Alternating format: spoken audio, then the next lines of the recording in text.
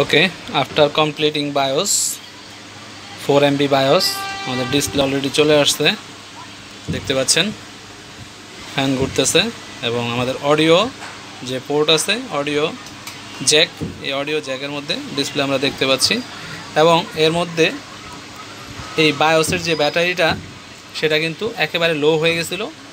তো লো হওয়াতে আমরা জানি যে বায়োসের ব্যাটারি যদি লো হয় সেক্ষেত্রে বায়োসে করাপ্টেড হয় এবং বায়োস করাপ্টেড হওয়ার ফলে ডিসপ্লেটা অন হতে পারে না, এটা বারবার রিস্টার্ট নিতেছিল।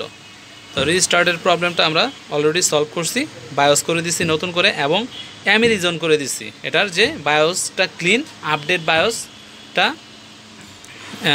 করে দিচ্ছি, দেন আমাদের মেশিন কিন্তু রান হয়ে গেছে। ধন্যবাদ সবাইকে। আমরা এখানে বারবার রিস্টার্ট দিয়ে এবং চেক করতেছি যে এটা আসলে ডিসপ্লে ঠিক আছে কিনা।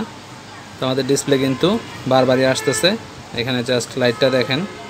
আবার আমরা ডাইরেক্ট অফ করে দিই, অফ করে দেওয়ার পরে আবার অন করে দেখব যে এটা আসে কিনা। আবার অন করতেছি, অন করার পরে ডিসপ্লে আসে কিনা।